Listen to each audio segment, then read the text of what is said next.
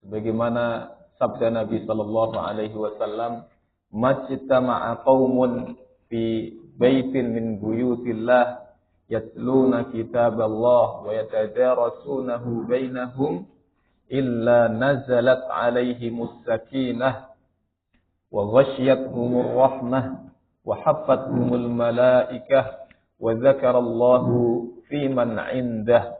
Tidaklah suatu kaum berkumpul di salah satu rumah di antara rumah-rumah Allah Subhanahu wa taala. Mereka membaca Al-Qur'an, mereka mengkaji Al-Qur'an, kecuali Allah akan turunkan pada mereka as-sakinah, ketenangan hati, ketenangan batin. Kemudian Allah turunkan kepada mereka rahmat. Kemudian Allah Subhanahu wa taala sesakkan majelis mereka dengan turunnya para malaikat. Dan juga Allah sebut-sebut nama-nama yang hadir di majelis tersebut di hadapan para malaikat-malaikatnya. Mudah-mudahan kita semuanya termasuk mereka-mereka yang tadi disebutkan di dalam hadis tersebut. Amin ya rabbal alamin. Jamaah dimuliakan Allah Subhanahu wa taala. Insyaallah pembahasan kita pada kesempatan pagi hari ini adalah bab baru, bab 24, melanjutkan daripada bab sebelumnya. Jika bab sebelumnya kita mempelajari bab tentang an-nasihah, memberi nasihat. Kemudian bab selanjutnya lagi yang terakhir kita bahas adalah bab al-amr bil ma'ruf wan nahy 'anil munkar. Memerintahkan yang ma'ruf dan melarang kepada yang mungkar. Maka di bab ini Al-Imam An-Nawawi rahimahullah menulis satu bab baru yang berjudul bab taghlidhu 'uqubati man ya'muru bil ma'ruf wa yanha 'anil munkar wa yukhalifu fi'luhu qawlah. Bab tentang diperberatnya siksa orang yang memerintahkan yang ma'ruf dan melarang yang mungkar tapi perbuatannya menyelisihi perkataannya. Jamaah dimuliakan Allah Subhanahu wa taala, tentu antara bab ini dengan bab-bab sebelumnya yang tadi disebutkan terdapat korelasi yang jelas. Apa itu? Korelasinya adalah agar tidak difahami. Ketika kita membahas bab-bab sebelumnya, bab tentang amar ma'ruf nahi mungkar, bab tentang nasihat, agar tidak disalahpahami bahwasanya kewajiban kita hanyalah memerintahkan orang lain untuk melakukan yang ma'ruf dan melarang mereka untuk melakukan kemungkaran. Supaya tidak dipahami seperti itu saja. Supaya dipahami bahwasanya kewajiban kita itu dua. Di samping kita melakukan amar ma'ruf nahi mungkar, di samping kita memberikan nasihat kepada orang lain, kita juga perhatian dengan diri kita. Kita perintahkan diri kita dulu untuk melakukan yang ma'ruf, kita cegah diri kita dulu untuk melakukan kemungkaran. Jadi jamaah dimuliakan Allah Subhanahu wa taala, kewajiban kita dua. Yang biasanya ulama meringkas dengan sebuah kalimat, ibda binafsika wad'u ghairak. Mulailah dari dirimu dan kemudian ajaklah orang lain. Ibda binafsika wad'u ghairak. Mulailah dari dirimu dan kemudian ajaklah orang lain. Jamaah yang dimuliakan Allah Subhanahu wa taala, ini bab yang sangat penting sekali supaya kita ketika giat untuk berdakwah, terlibat, berkontribusi dalam berdakwah, tidak melupakan diri kita. Ada sebuah kitab ditulis oleh ulama kita yang berjudul Mahlan Ayyuhad Da'iyah. Tunggu sebentar wahai da'i. Wahai orang yang menyeru manusia kepada yang baik, melarang mereka dari yang mungkar. Ya. Jadi tunggu dulu. Apa maksudnya? Kitab itu memerintahkan untuk agar supaya seorang da'i melihat kepada dirinya terlebih dahulu secara mendalam. Apakah ia sudah memperhatikan dirinya sendiri, nasibnya nanti di akhirat atau belum? Jamaah dimuliakan Allah Subhanahu wa ta'ala, bab ini sangat singkat ya. Hanya terdiri dari beberapa ayat Al-Quran, kemudian satu hadis Nabi saja. Jadi insya Allah kita akan membahas beberapa dalil-dalil Al-Quran dan satu hadis Nabi saja.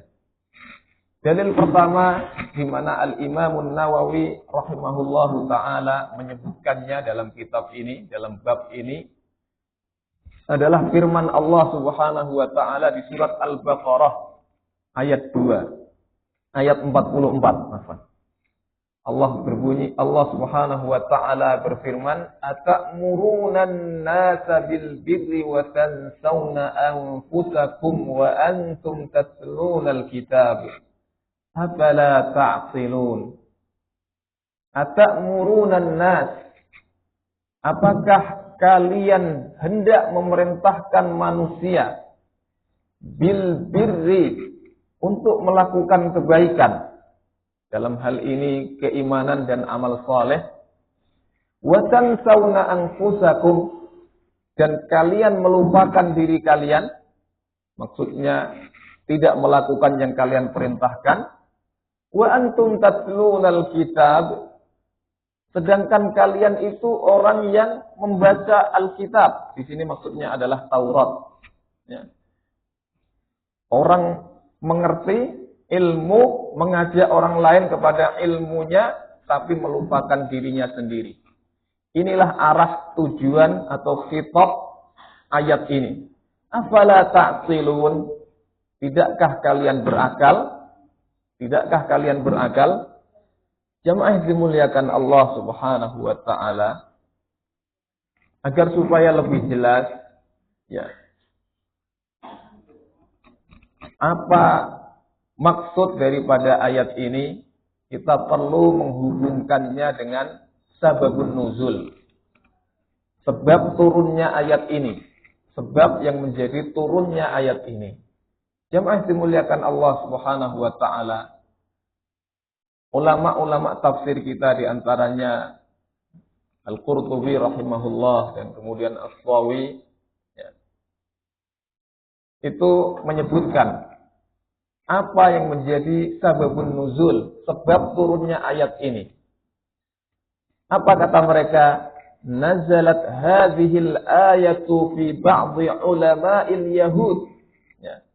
Ayat ini turun berkenaan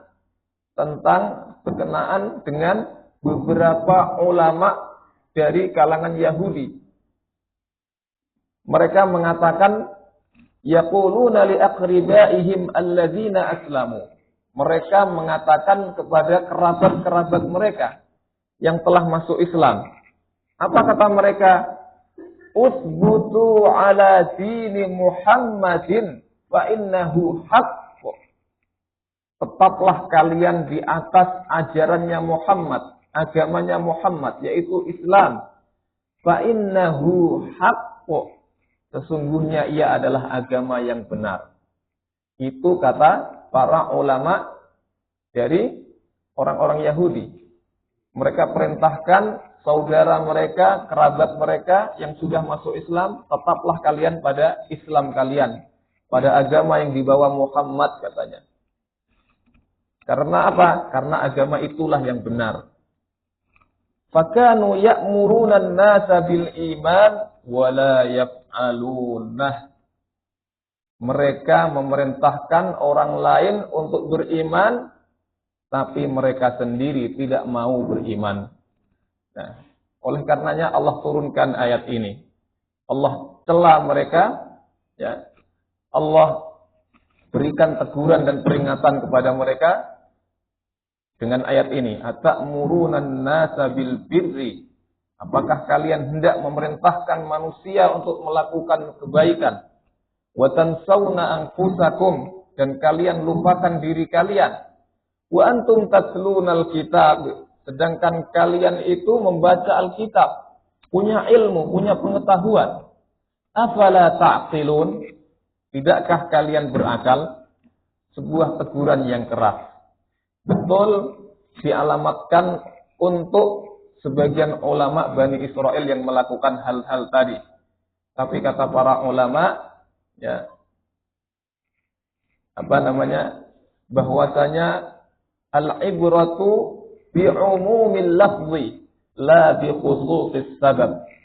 Ya, pelajarannya itu ya diukur dengan luasnya cakupan ya bahasa Al-Qur'an ini. Tapi bukan karena sebab nuzulnya. Betul diturunkan kepada ulama Bani Israel. Tapi ayat ini juga berlaku untuk kita. Begitu maksudnya. Al-ibratu bi'umumil lafzi la bi khususis sabab. Jadi betul ayat ini diturunkan berkenaan tentang perilaku sebagian ulama Bani Israel atau orang-orang Yahudi. Tapi sebenarnya ayat ini juga berlaku untuk kita semuanya. Ya. Jamaah dimuliakan Allah Subhanahu wa taala. Ini dalil yang pertama. Apa pelajaran-pelajarannya dari ayat ini? Yang pertama, jamaah dimuliakan Allah, pentingnya kesesuaian antara ucapan dan tindakan. Pentingnya kesesuaian antara ucapan dan tindakan seseorang. Kalau hal tersebut tidak penting, tidak mungkin Allah Subhanahu wa taala menegur dan mencela Bani Israel yang melakukan tadi. Ya. Teguran Allah Subhanahu wa taala kepada mereka ini menunjukkan bahwasanya antara yang kita sampaikan dengan yang kita lakukan haruslah terjadi kesesuaian. Inilah beratnya jamaah yang dimuliakan Allah Subhanahu wa taala. Kemudian yang kedua, jamaah yang dimuliakan Allah, di antara pelajaran ayat tadi adalah celaan terhadap perilaku nifaq amali. Ya, jadi perbuatan munafik atau penyakit nifaq itu ada dua. Ada nifaq i'tiqadi, nifaq kemunafikan yang sifatnya adalah ideologi. Ya, dia mengucapkan saya beriman, tapi hatinya sebenarnya kufur. Ini yang berbahaya. Kemudian ada lagi di bawah itu nifaq amali. Memang tidak seberbahaya yang pertama, tapi tetap saja berbahaya. Munafik dari sisi amali, amal. Apa yang dia lakukan tidak sesuai apa yang dia katakan. Di hadapan manusia dia terlihat luar biasa baiknya. Tapi ketika sendirian ternyata tidak seperti itu. Nah, ini yang dimaksud nifaq amali, dan itu dicela oleh Allah Subhanahu wa taala. Kemudian jamaah yang dimuliakan Allah Subhanahu wa taala, yang ketiga di antara pelajaran dari ayat tadi adalah pentingnya berpikir atau menggunakan akal sehat. Karena kadang-kadang jamaah yang dimuliakan Allah, manusia itu meskipun punya akal, meskipun Allah berikan kemampuan untuk berpikir, kadang-kadang hal itu tidak dia gunakan. Sehingga Al-Quranul Karim ya sering sekali mengingatkan ya, afala ta'qilun, afala ta'qilun, afala tatafakkarun, dan seterusnya. Sampai ada ayat Al-Quran, faqsusil qasasa la'allahum yatafakkarun. Ya, ceritakanlah kisah-kisah agar mereka berpikir. Jamaah dimuliakan Allah Subhanahu wa taala, itu yang ketiga. Jadi kadang-kadang ada orang ya berbuat salah bukan karena tidak tahu, tapi karena dia tidak berpikir. Berpikir tentang akibatnya, berpikir tentang kalau seandainya saya tinggalkan perbuatan ini, maka Allah akan berikan saya ini dan itu. Ya. Kemudian yang keempat, jamaah dimuliakan Allah Subhanahu wa taala.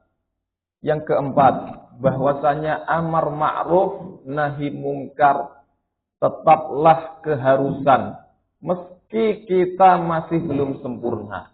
Nah, ini supaya tidak disalahpahami. Kalau begitu, dengan adanya bab ini tadi bunyinya adalah diperberatnya siksa orang yang memerintahkan yang ma'ruf, melarang yang mungkar, tapi tindakannya berbeda dengan ucapannya. Wah, kalau kita sekilas membaca bab ini, mungkin akan kita salah persepsi. Kalau begitu kita tidak perlu beramar ma'ruf, tidak perlu bernahi mungkar, supaya apa Pak? Supaya selamat. Ini pemahaman yang keliru.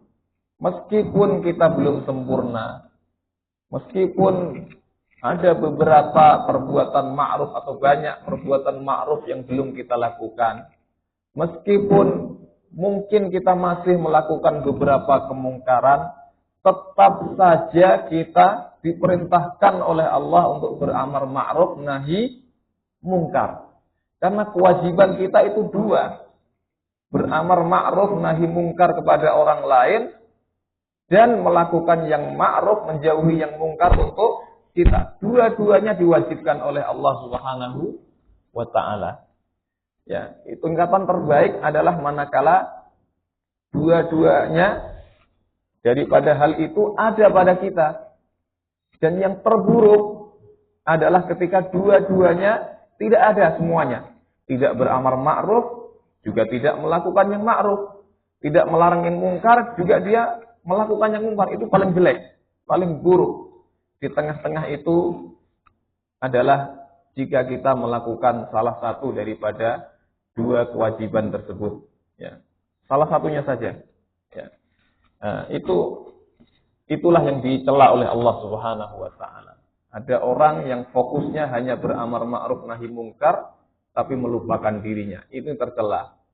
Ada juga orang yang fokusnya adalah melakukan yang ma'ruf, kemudian menjauhi yang mungkar, tapi untuk dirinya saja. Tidak perhatian dengan orang lain. Ini juga tercela. Jadi kewajiban kita, sekali lagi jamaah dimuliakan Allah Subhanahu wa taala, adalah dua. Ya beramar ma'ruf nahi mungkar untuk orang lain atau kepada orang lain, dan juga melakukan hal tersebut untuk diri kita. Kadang-kadang ada pertanyaan. Oh iya, ada suara itu. Ya. Kadang-kadang ada pertanyaan, saya kan masih belum sempurna Pak Ustadz. Saya kan masih ada kemungkaran yang saya lakukan. Saya kan banyak ya perkara-perkara ma'ruf yang belum saya lakukan. Terus apakah saya harus beramar ma'ruf nahi mungkar? Jawabnya adalah tetap lakukan hal tersebut. Tetap kita beramar ma'ruf dan nahi mungkar, tetap kita berdakwah. Kenapa? Karena kalau kewajiban amar ma'ruf dan nahi mungkar itu Allah bebankan hanya kepada orang yang bersih, yang tidak ada noda sedikit pun pada dirinya, maka tidak ada yang boleh berdakwah kecuali baginda Nabi sallallahu alaihi wasallam. Lam ya'idhin nas, ya, kata para ulama, ya. Idza lam ya'idhin nas, jika yang hanya boleh menasihati manusia adalah orang yang bersih dari noda, maka lam ya'idhum ba'da Muhammadi au kama qala. Maka tidak boleh ada yang memberi nasihat mereka, tidak boleh ada yang beramar ma'ruf nahi mungkar setelah Nabi Muhammad wafat. Tapi perintah ini kan abadi untuk hari kiamat sampai hari kiamat. Ini berarti kita diperbolehkan tetap untuk melakukan amar ma'ruf nahi mungkar meskipun diri kita ini belum sempurna. Syekh Muhammad bin Shalih Al-Utsaimin rahimahullah dalam kitabnya Syarah Riyadhus Shalihin, kalau seandainya ya seseorang ya tidak melakukan yang ma'ruf tapi kemudian memerintahkan yang ma'ruf, minimal dosanya hanya satu. Tapi kalau dia tinggalkan dua-duanya, memerintahkan yang ma'ruf tidak dilakukan, dia sendiri tidak melakukan yang ma'ruf, maka dosanya dua. Mana yang lebih baik Bapak Ibu yang dimuliakan Allah? Berdosa satu atau dua? Atau tidak? Jadi jamaah yang dimuliakan Allah. Itu yang keempat. Yang kelima, jamaah yang dimuliakan Allah. Ayat ini sekali lagi isinya adalah peringatan secara umum bagi orang-orang yang beriman. Meskipun khitabnya, arah pembicaraannya ditujukan kepada sebagian ulama Bani Israel yang tadi memerintahkan saudaranya yang telah masuk Islam untuk tetap dalam Islamnya karena dia adalah agama yang benar, ya. Tapi kemudian mereka sendiri tidak mau masuk Islam, meskipun asalnya ayat ini ditujukan kepada mereka, tapi sebenarnya keberlakuannya adalah untuk kita semua. Karena Al-Quranul Karim itu tidak selalu ketika memerintahkan sesuatu itu dengan menggunakan bahasa yang langsung ditujukan kepada kita orang-orang beriman. Kadang-kadang ya pesan-pesan Al-Quran itu disampaikan melalui berbagai macam cara. Di antaranya salah satunya adalah kadang-kadang ia disampaikan melalui kisah-kisah. Jadi ini meskipun Allah Subhanahu wa taala sedang berkisah tentang Bani Israel, tapi sebenarnya pesannya adalah untuk kita semuanya, umatnya Nabi Muhammad sallallahu alaihi wasallam. Kemudian yang keenam, jamaah yang dimuliakan Allah, antara ilmu dan amal adalah satu kesatuan. Mana dalilnya? Wa antum tatlunal kitab, kata Allah Subhanahu wa taala. Dan sedangkan kalian membaca Al-Quran, membaca Alkitab, maksudnya di sini adalah Taurat ya. Kalian kan punya ilmu bahwasanya Muhammad itu adalah benar-benar utusanku. Kenapa kalian perintahkan orang lain untuk tetap beriman kepadanya, sedangkan kalian sendiri kufur, padahal kalian kan punya ilmu. Karena Allah Subhanahu wa taala itu sudah menjelaskan akan datang Nabi akhiruz zaman dengan ciri-ciri yang sangat detail. Ya, termasuk kepada mereka ahlul kitab ya. Allah Subhanahu wa taala ya mengingatkan kepada mereka semua, la tubayyinunnahu lin-nasi wa la taktumunah. Kalian harus menjelaskan tentang akan datangnya Nabi akhiruz zaman itu kepada manusia. Jangan kalian sembunyikan. Ya. Ternyata yang terjadi sebaliknya, ya, mereka menyembunyikan sebagiannya. Jamaah yang dimuliakan Allah Subhanahu wa taala. Sekali lagi antara ilmu dan amal adalah satu kesatuan. Tidak boleh seseorang itu berilmu tanpa beramal atau beramal tanpa ilmu. Dan itu yang kita minta kepada Allah Subhanahu wa taala dalam setiap salat kita. Ihdinas siratal mustaqim. Berikan kami ya Allah petunjuk berupa jalan yang lurus, yaitu siratal ladzina an'amta 'alaihim ghairil maghdubi 'alaihim waladdallin. Yaitu jalannya orang yang kau berikan nikmat kepada mereka, bukan jalannya orang yang engkau murkai, juga bukan jalannya orang-orang yang tersesat. Rasulullah Shallallahu Alaihi Wasallam mentafsirkan sendiri ayat ini. Siapa orang-orang yang dimurkai? Mereka adalah orang-orang Yahudi. Kenapa mereka dimurkai? Mereka punya ilmu, tapi ilmunya tidak dipakai. Itu tabiat mereka. Kemudian waladhdallin, dan orang-orang tersesat. Siapa mereka? Rasulullah menjelaskan mereka adalah orang-orang Nasrani. Kenapa? Mereka beramal tanpa ilmu. Jadi umat ini diharapkan oleh Allah Subhanahu wa taala agar beramal berdasarkan ilmu. Bukan berilmu tanpa beramal, juga bukan beramal tanpa ilmu. Dua-duanya harus ada. Jadi sekali lagi, ilmu dan amal adalah satu kesatuan. Makanya di antara tugas kita dalam mengisi hari-hari yang tersisa dari hidup kita itu, kata Syekh Muhammad bin Abdul Wahab rahimahullahu ta'ala, itu 4. Yang pertama adalah mencari ilmu.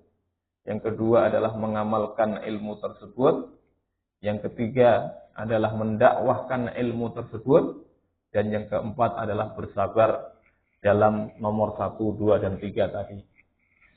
Jamaah dimuliakan Allah Subhanahu wa ta'ala, ini ayat yang pertama. Atamuruna an-nasa bil birri wa tansawna anfusakum wa antum tatlunal kitab afala ta'qilun. Ini celaan Allah sekali lagi kepada orang yang memerintahkan orang lain untuk berbuat ma'ruf, tapi dia melupakan dirinya sendiri, atau melarang orang lain dari kemungkaran tapi ia melakukannya sendiri.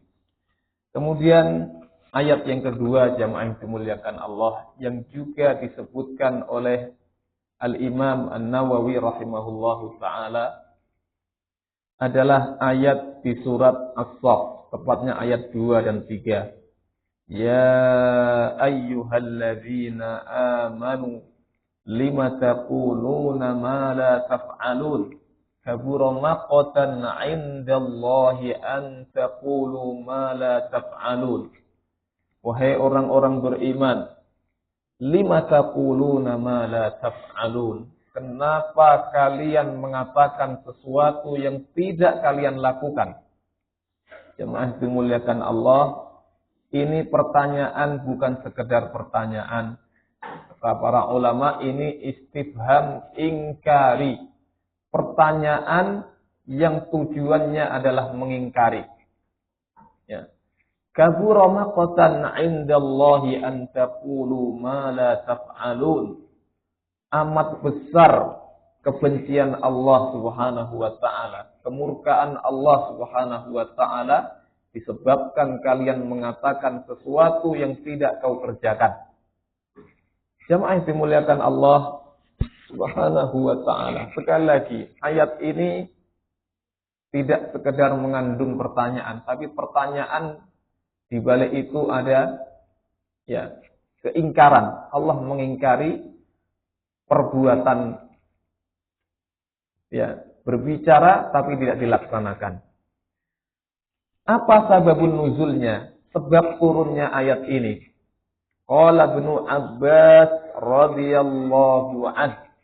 Ibnu Abbas mengatakan, kana nasun minal mu'minin qabla an yufrada al-jihad yaqulun lawadidna anna Allaha dallana ala ahabbil a'mali ilaihi fana'mala bih.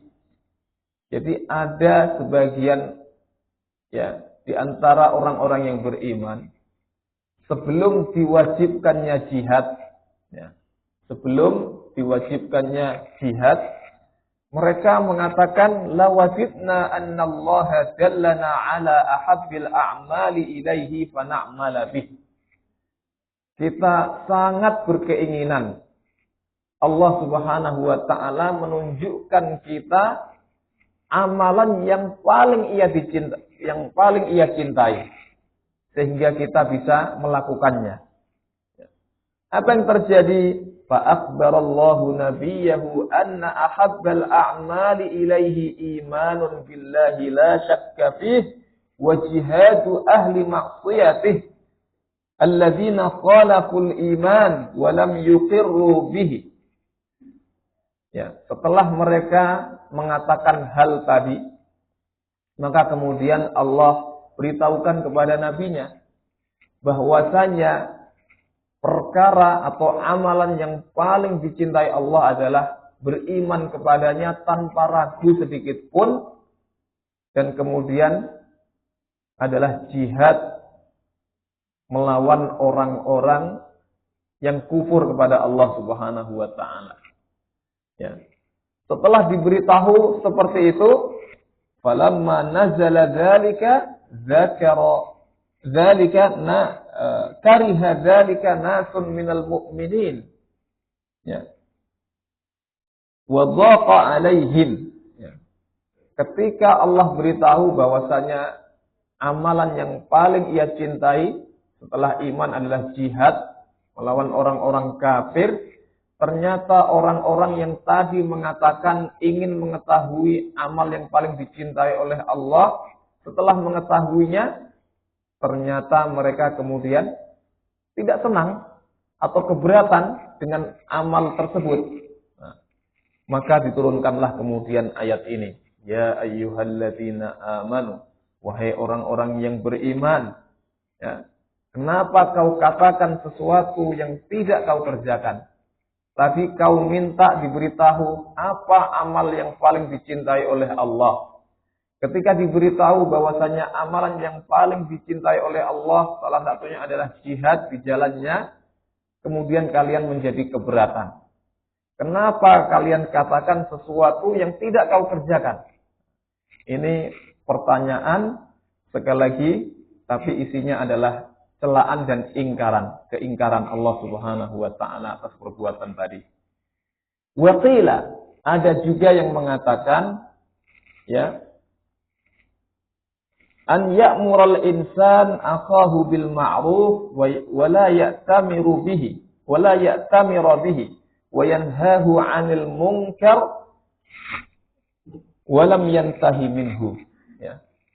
Jadi ada juga yang mengatakan sebab turunnya ayat ini adalah adanya oknum dari orang-orang beriman yang mereka itu memerintahkan kepada yang ma'ruf tapi tidak melakukannya, atau melarang daripada yang mungkar tapi ia sendiri terjatuh pada kemungkaran tersebut. Maka kemudian Allah turunkan ayat ini. Dua-duanya masuk akal, meskipun yang pertama itu adalah yang kuat ya. Karena menggunakan kalimat qala. Adapun yang kedua menggunakan kalimat qila.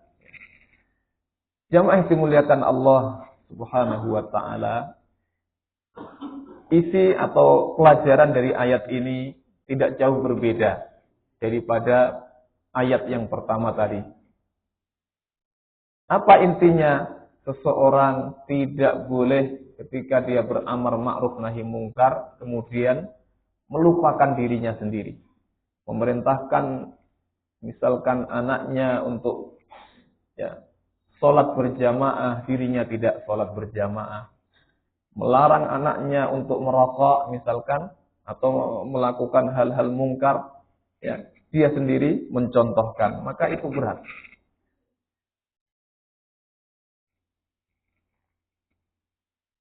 Jamaah yang dimuliakan Allah Subhanahu wa taala. Ya. Itu dalil yang kedua. Kemudian yang ketiga, jamaah yang dimuliakan Allah Subhanahu wa taala, adalah firman Allah Subhanahu wa taala, qala ya qaumi ara'aytum in kuntu ala bayyinatin min rabbi wa razaqani minhu rizqan hasana wa ma uridu an ukhalifakum ila ma anhaakum an. Jamaah dimuliakan Allah, potongan ayat ini adalah jawaban Nabi Syuaib alaihi salam ketika mendakwahi kaumnya agar mereka beriman kepada Allah dan meninggalkan praktek jual beli dengan cara yang curang, mengurangi timbangan atau takaran dan semisalnya. Maka kemudian hal itu ya diprotes oleh kaumnya, dan kemudian Nabi Syuaib ya membalas mereka dengan mengatakan wa ma uridu an ukhalifakum ila ma anhaakum an. Aku tidak bermaksud menyalahi kamu terhadap apa yang aku larang darinya. Apa maksudnya? Apa yang aku larang kalian dari melakukannya, aku pun meninggalkan hal tersebut. Aku larang kalian untuk bertindak curang dalam jual beli, aku sendiri tidak melakukannya. Ya, supaya ini tidak menjadi hujjah bagi mereka gitu, untuk menyerang balik Nabi Syuaib. Ya. Nabi Syuaib ketika memerintahkan sesuatu, maka sesuatu itu ia pegang betul-betul. Ketika beliau melarang sesuatu, maka sesuatu itu betul-betul ia tinggalkan. Ini maksud ayat ini. Wa ma uridu an ukhalifakum ila ma anhaakum an.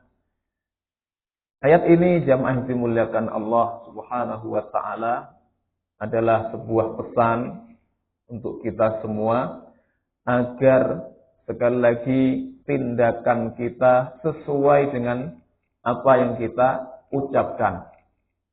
Ya. Tidak boleh ada perbedaan antara keduanya. Karena hal tersebut bisa membuat manusia itu lari dari ajakan kita. Seharusnya mereka mengikuti kita, tapi karena tindakan kita tidak sesuai dengan ucapan kita, maka kemudian mereka lari daripada kita. Jadi anak kita jamaah yang dimuliakan Allah itu ya mungkin ketika diberikan nasihat mendengarkan dengan telinganya. Tapi kadang-kadang ya apa yang kita sampaikan itu tidak dilakukannya. Kenapa? Karena kadang-kadang perbuatan kita, tindakan kita berbeda dengan apa yang kita lakukan. Nak, jangan bohong. Kemudian datang seorang meminta-minta. Nak, katakan ibu tidak ada. Ada bu, seperti itu enggak bu? Ibu tidak sedang di rumah. Jadi antara yang diucapkan dengan yang dilakukan berbeda. Dia memerintahkan untuk tidak berbohong, untuk jujur, tapi tindakannya yang tadi itu seolah-olah mengajarinya untuk berbohong. Nah, ini kadang-kadang terjadi jamaah yang dimuliakan Allah. Makanya ya penting sekali agar kita menyelaraskan antara tindakan dengan ucapan kita. Ya. Karena ulama mengatakan ya yang dulu pernah saya ulang-ulang, fi'lu rajulin fi alfi rajulin khairun min qawli alfi rajulin fi rajulin. Ya, tindakan seseorang, keteladanan yang dilakukan satu orang di hadapan 100 orang atau di hadapan 1000 orang itu lebih besar dampaknya daripada ucapan 1000 orang kepada satu orang. Sekali lagi, keteladanan yang diberikan satu orang itu lebih membekas, lebih besar dampaknya ya, daripada ucapan 1000 orang di depan satu orang. Itu kaedahnya. Ya. Ini yang kedua jamaah yang dimuliakan Allah Subhanahu wa taala. Kita sampai jam berapa Ibu? 41 ya? Oh, masih lama, insyaallah. Oh, 10 menit. Jamaah yang dimuliakan Allah Subhanahu wa taala, kita beralih ke dalil dari As-Sunnah, dari hadis Nabi sallallahu alaihi wasallam. Hadis yang agak panjang di mana Nabi sallallahu alaihi wasallam dari Usamah bin Zaid radhiyallahu anhu mengatakan sami'tu Rasulullah sallallahu alaihi wasallam yu'ta birrajuli yaumal qiyamati fayulqa fin nar. ada seorang yang didatangkan pada hari kiamat, kemudian orang tersebut dilemparkan ke dalam neraka. Apa yang terjadi? Fatandaliku aqtabu batnih. Maka kemudian usus-ususnya yang di dalam perutnya, isi perutnya kemudian keluar dari perutnya. Fayaduru biha kama yaduru al-himaru firroha. Kemudian ia berputar-putar dengan perut, dengan ususnya tadi, Pak. Ususnya seperti diikat seperti itu, seperti kambing yang diikat itu. Ya. Kemudian ia berputar-putar. Ya. Sebagaimana al-himar firroha. Sebagaimana keledai memutar alat untuk menggiling dulu ya. Dulu memakai keledai kalau menggiling sesuatu. Gandum dirubah menjadi tepung, ya. Itu ditaruh di antara dua batu besar. Batu itu kemudian diputar dengan menggunakan himar, ya, dengan keledai, ya. Itu ada orang seperti itu, dimasukkan ke dalam neraka. Setelah dimasukkan, terburai isi perutnya, ususnya. Kemudian dia berputar-putar, ya. Sebagaimana keledai memutari alat yang bernama rohaib tadi. Fayajtami'u ilaihi ahlun nar. Kemudian penduduk neraka kemudian berkumpul. Ya fulan, malak. Wahai fulan, kenapa engkau seperti ini? Alam taku ta'muru bil ma'ruf wa tanha 'anil munkar? Bukankah dulu engkau yang beramar ma'ruf dan nahi munkar? Fayaqul bala, iya benar. Kuntu amuru bil ma'ruf wala atih. Aku dulu perintahkan manusia untuk melakukan yang ma'ruf, sedangkan aku sendiri tidak melakukannya.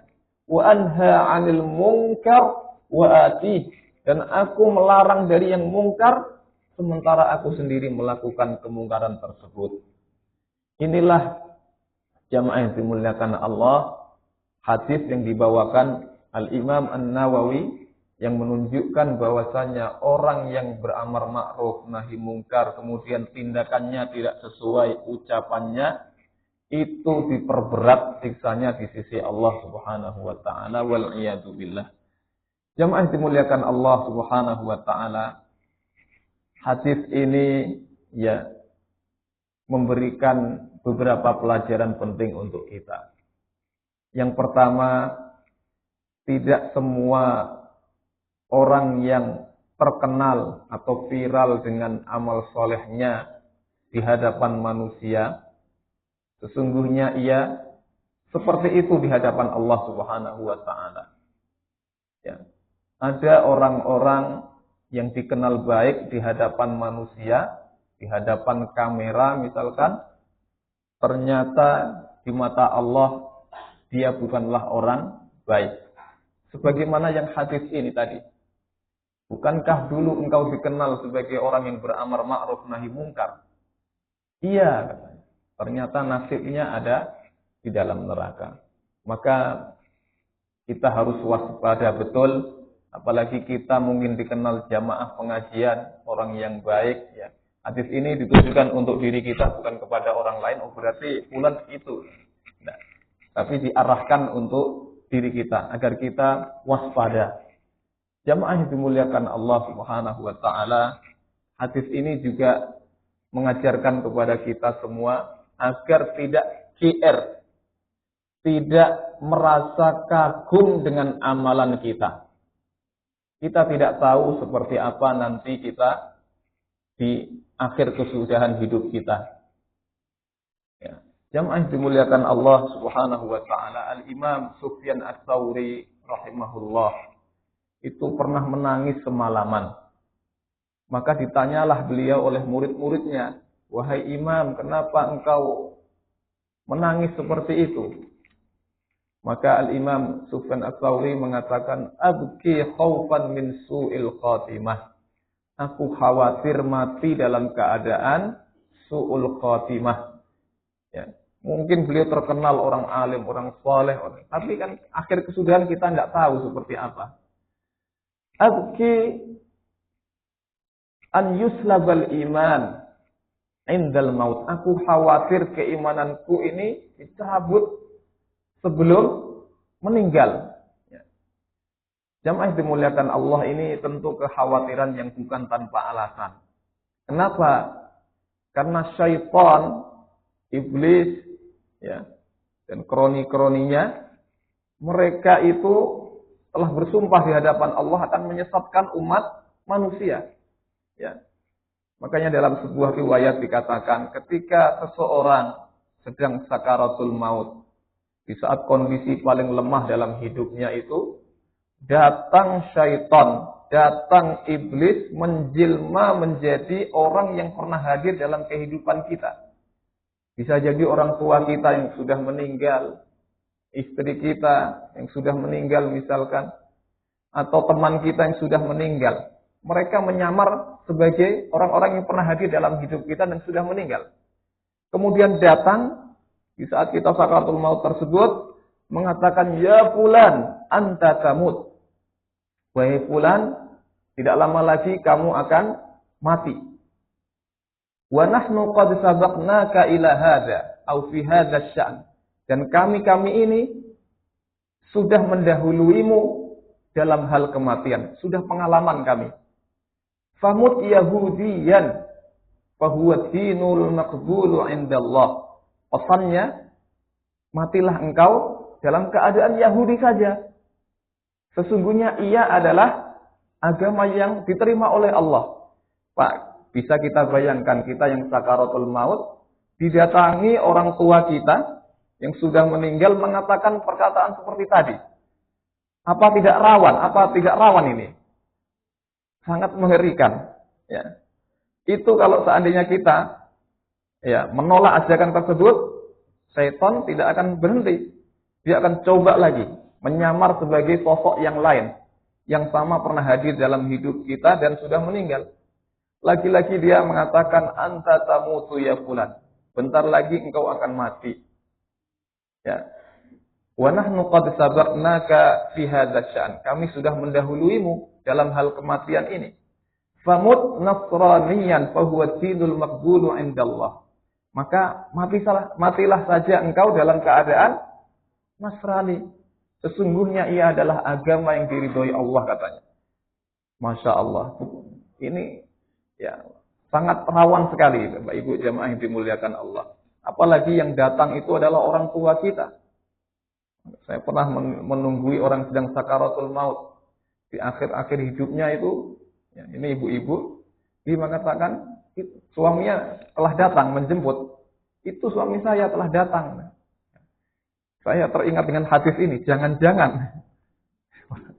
Wal'iyadzubillah. Makanya kita harus rajin-rajin berdoa, ya, sebagaimana doa yang diajarkan Nabi Shallallahu Alaihi Wasallam, ya, oleh Ummu Salamah meriwayatkan bahwasanya salah satu doa yang paling sering dipanjatkan Nabi adalah doa yang kita ucapkan di penghujung sholat kita, ya muqallibal qulub, tsabbit qalbi ala dinik.